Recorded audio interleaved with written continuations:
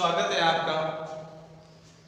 आज का टॉपिक है नरेशन यानी रिपोर्टेड स्पीच। इसको दूसरे नाम से डायरेक्ट स्पीच भी कहते हैं। डायरेक्ट स्पीच किसी भी व्यक्ति के द्वारा कही हुई बात को वापस उसी के शब्दों में कहना डायरेक्ट स्पीच कहलाता है। जैसे he said to me I am a student, उसने मुझे कहा कि मैं एक विद्यार्थी हूं, यानी वो शब्द वापस हूबहू कहना। तो ये जो सेंटेंस है he said to me I am a student, तो जो इन्वर्टेड कॉमा के आगे वाला जो सेंटेंस है वो रिपोर्टिंग वर्ब कहलाता है। क्या कहलाता है?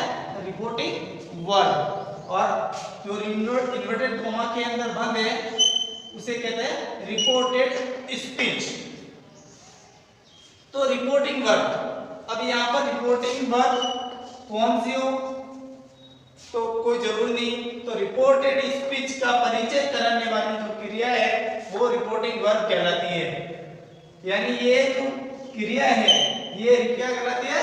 Reporting verb. और ये क्रिया रिपोर्टेड स्पीच का क्या करवाती है? परिचय करवाती है, रिपोर्टिंग वर्ब। रिपोर्टिंग वर्ब में आवश्यकता अनुसार कोई सा भी टेंस हो सकता है, यानी यहाँ पर सेड होना कोई जरूरी नहीं है। यहाँ से हो सकता है, सेज हो सकता है और सेड भी हो सकता है। रिपोर्टिंग वर्ब में ऑब्जेक्ट का होना कोई जरूरी नहीं होता, यानी यहाँ पर ये जो टू मी है ये ऑब्जेक्ट है। ये ऑब्जेक्ट हर एक इनडायरेक्ट स्पीच में हो कोई जरूरी नहीं होता है, यानी ऑब्जेक्ट का होना जरूरी नहीं होता है। फिर आगे इनडायरेक्ट स्पीच में, यानी इनडायरेक्ट स्पीच किसी भी व्यक्ति के द्वारा, यानी किसी भी व्यक्ति के द्वारा कही हुई बात को अर्थ बदले बिना अपने शब्दों में कहना इनडायरेक्ट स्पीच कहलाता है। यानी जब कोई व्यक्ति अपनी बात कहता है और उसी बात को वापस अपने शब्दों में कहते हैं, उसका अर्थ भी नहीं बदलना चाहिए, तो क्या कहलाता है? इनडायरेक्ट स्पीच कहलाता है। जैसे एक सेंटेंस में लिखता हूं, लिखा है she said to me I have decided to bring a fair name this time।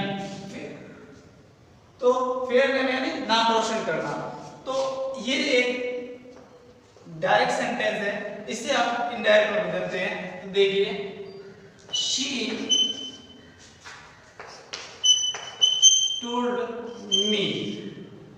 अब देखिए यहाँ पर ये जो टू है तो ऑब्जेक्ट के पहले और रिपोर्टिंग वर्ब के बाद भी जो टू आता है ये टू बदल जाता है, हट जाता है। और ये जो सेड टू है कुल मिला के बात करें तो सेड टू है ये किस में बदल गया? टोल्ड में। तो पहला बदलाव ये होगा। फिर यहाँ पर इन्वर्टेड कॉमा क्या हो जाएंगे? हट जाएंगे। हटने के बाद में यहाँ पर क्या आएगा? दैट। उसके बाद में ये आई है, आई फर्स्ट पर्सन है तो ये आई बदलेगा रिपोर्टिंग वर्ब के सब्जेक्ट के अनुसार। तो आई रिपोर्टिंग वर्ब का सब्जेक्ट क्या है? शी, और शी थर्ड पर्सन होता है तो थर्ड पर्सन में कोई बदलाव नहीं होगा, शी। फिर यहाँ पर ये हैव डिसाइडेड है, ये जो टेंस है इस टेंस में भी बदलाव होगा।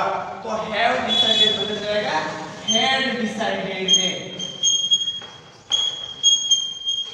हैड डिसाइडेड टू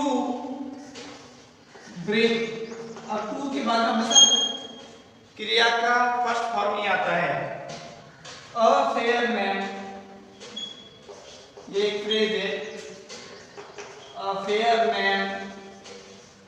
ये जो और फिर यहाँ पर एडवर्ब है दिस टाइम, तो दिस किसमें बदल जाएगा? दैट में। That time. तो ये इस तरह रिपोर्टिंग वर्ब रिपोर्टेड स्पीच में बदलने पर क्या क्या बदलाव हुए, तो देखिए सी सेड टू मी का यानी सेड टू हटकर यहाँ आ गया टोल्ड, इन्वर्टेड कॉमा हट गए, आई बदल के यहाँ हो गया शी और इन्वर्टेड कॉमा पे हट के दैट लग गया, आई क्या हो गया रिपोर्टिंग वर्ब के फर्स्ट सब्जेक्ट के अनुसार शी। फिर यहाँ पर टेंस में बदलाव हुआ, हैव का हेड हो गया, डिसाइडेड तो हेड परफेक्ट में हमेशा थर्ड फॉर्म होती है। फिर टू ब्रिंग तो टू ब्रिंग का टू के बाद में वर्ब का फर्स्ट फॉर्म आता है। फिर अफेयर में दिस टाइम तो दिस का क्या हो जाता है दैट हो जाता है। तो अब हम आगे देखते हैं कि रिपोर्टेड स्पीच को डायरेक्ट से इनडायरेक्ट बदलते समय क्या क्या बदलाव होते हैं, तो इन बदलाव के ऊपर अभी चर्चा करते हैं आगे। हाँ, डायरेक्ट से इनडायरेक्ट बनाते समय ध्यान रखने योग्य कुछ महत्वपूर्ण बातें। जब डायरेक्ट से अपन इनडायरेक्ट बनाते हैं तो कुछ महत्वपूर्ण चीजें महत्वपूर्ण बातें उनका आपको ध्यान रखना अति आवश्यक होता है। तो सबसे महत्वपूर्ण जो बदलाव होता है वो होता है रिपोर्टिंग वर्ब का। तो चेंज ऑफ रिपोर्टिंग वर्ब, जो रिपोर्टिंग वर्ब जो बदलाव होता है, जो रिपोर्टिंग वर्ब बदलती है एंड नॉट इट्स टाइम। सबसे महत्वपूर्ण बात है डायरेक्ट इनडायरेक्ट में कि रिपोर्टिंग वर्ब बदलती है लेकिन उसका जो टेंस है, उसका जो फॉर्म है वो नहीं बदलता है। तो रिपोर्टिंग वर्ब जो बदलती है वो किस चीज पर निर्भर करती है, तो रिपोर्टिंग वर्ब का बदलना रिपोर्टेड स्पीच रिपोर्टेड स्पीच, तो रिपोर्टेड स्पीच के सेंटेंस पर निर्भर करता है। यानी रिपोर्टिंग वर्ब बदलती है, उसका जो बदलाव होता है वो रिपोर्टेड स्पीच के सेंटेंस पर निर्भर करता है। तो रिपोर्टेड स्पीच में जो सेंटेंस होते हैं वो कौन कौन से होते हैं, तो उन सेंटेंस के बारे में अपन देखते हैं। तो रिपोर्टेड स्पीच में मुख्यतः 5 प्रकार के सेंटेंस यूज होते हैं, उपयोग होते हैं। कौन कौन से होते हैं, तो पहला होता है स्टेटमेंट, एक साधारण कथन। जो कोई बोलता है तो बोलने को जो स्टेटमेंट होता है उसको कथन कहते हैं। तो दूसरा होता है इंटरोगेटिव प्रश्नवाचक वाक्य। तीसरा होता है इंपेरेटिव सेंटेंस, जो आदेशात्मक प्रकार के जो वाक्य होते हैं वो इंपेरेटिव सेंटेंस होता है। चौथा होता है एक्सक्लेमेटरी सेंटेंस, विस्मयादिबोधक, विस्मय आश्चर्य एकदम, जैसे चलते चलते कोई पाँव में कोई कांटा चुभ जाता है इस प्रकार अचानक जो होता है तो वो एक्सक्लेमेटरी। और पांचवा प्रकार का होता है ऑप्टेटिव, किसी के लिए कोई काम ना करना, एक दुआ या बदुआ, इस प्रकार के होते हैं। तो अपन देखते हैं रिपोर्टेड स्पीच के सेंटेंस के आधार पर जो रिपोर्टिंग वर्ब बदलती है, तो उस रिपोर्टिंग वर्ब के बदलाव को अपन देखते हैं। तो रिपोर्टेड स्पीच का बदलाव रिपोर्टेड स्पीच के सेंटेंस पे निर्भर करता है। अब रिपोर्टेड स्पीच में सेंटेंस किस प्रकार का होता है, तो पहले देखते हैं स्टेटमेंट। स्टेटमेंट में 2 प्रकार के हो सकते हैं, एक तो पॉजिटिव हो सकता है, दूसरा नेगेटिव हो सकता है। तो आपको अगर चाहे पॉजिटिव हो चाहे नेगेटिव हो, तो रिपोर्टिंग वर्ब जो सेड टू होती है उसकी जगह अपन को क्या यूज करना है, टोल्ड करना है। सेड टू का क्या यूज करना है, रिपोर्टिंग वर्ब टोल्ड यूज करना है। दूसरा सेंटेंस होता है इंटरोगेटिव प्रश्नवाचक। अब प्रश्नवाचक भी कितने प्रकार के होते हैं, 2 प्रकार के होते हैं। एक तो हेल्पिंग वर्ब से शुरू होने वाला और दूसरा किस WH वर्ड से शुरू होने वाला। अब WH वर्ड आपको जानते हो, what, why, when, which, where, इस प्रकार के हेल्पिंग वर्ब पूरी की पूरी ऑक्सिलरीज है, is, am, are, was, were, has, had, इस प्रकार के होते हैं।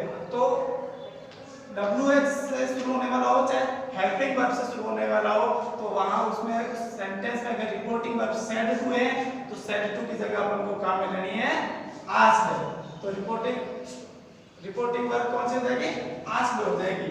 फिर तीसरा होता है इंपेरेटिव प्रकार का सेंटेंस। रिपोर्टेड स्पीच में अगर इंपेरेटिव प्रकार का सेंटेंस है, रिपोर्टेड स्पीच में कौन सा, अगर इंपेरेटिव है तो रिपोर्ट इंपेरेटिव सेंटेंस में कैसा, अगर पॉजिटिव हो चाहे नेगेटिव हो, तो सेड टू किस में बदल जाएगी, ऑर्डर में बदल सकती है, रिक्वेस्टेड में बदल सकती है या एडवाइस में बदल सकती है।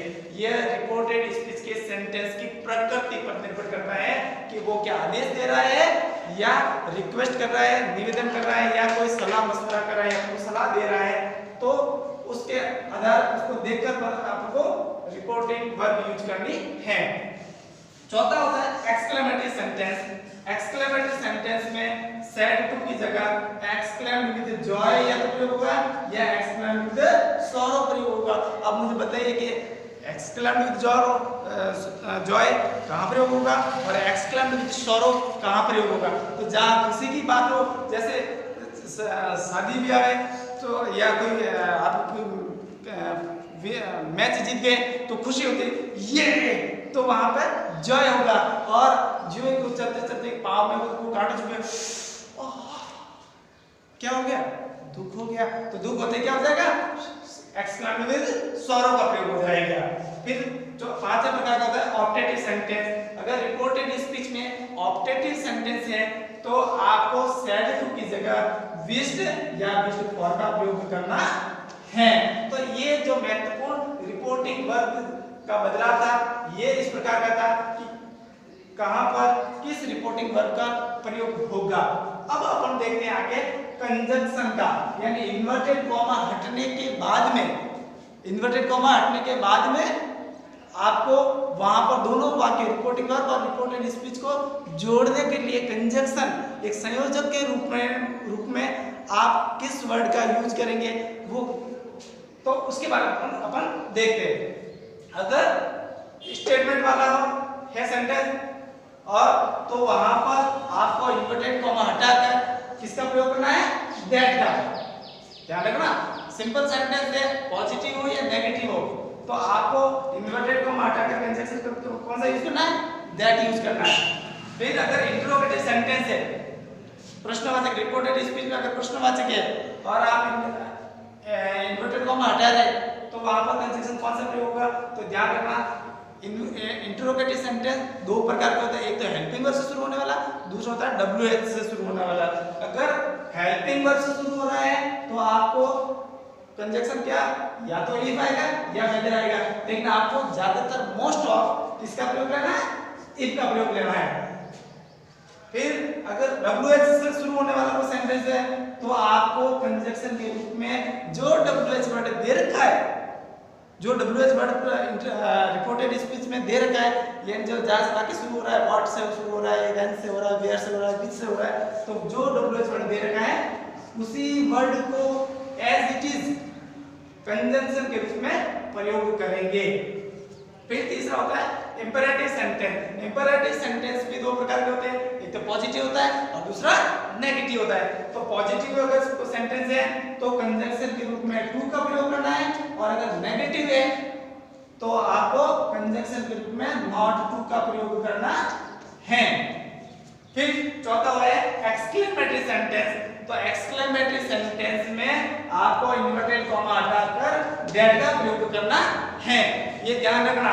और अंतिम है ऑप्टेटिव में, ऑप्टेटिव सेंटेंस में भी कंजंक्शन के रूप में किसका प्रयोग करना है, दैट का प्रयोग करना है। और ऑप्टेटिव सेंटेंस में जुग जुग जियो ऐसे वाक्यों का प्रयोग होता है, तो इनमें भी किसका प्रयोग होगा, दैट का प्रयोग होगा। ये महत्वपूर्ण जो चीजें थी, बस, थैंक यू।